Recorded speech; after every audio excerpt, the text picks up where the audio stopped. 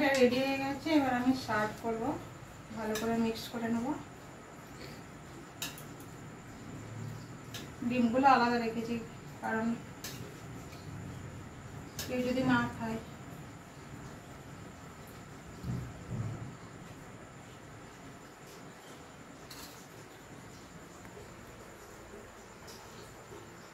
ভালো করে বিরিয়ানিটা ভালো করে মিক্স করে নেব।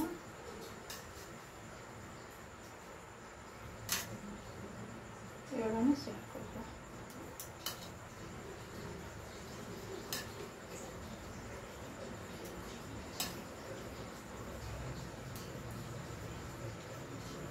এই দেখো, এটা দম বিরিয়ানির আলু, আর এটা ডিম।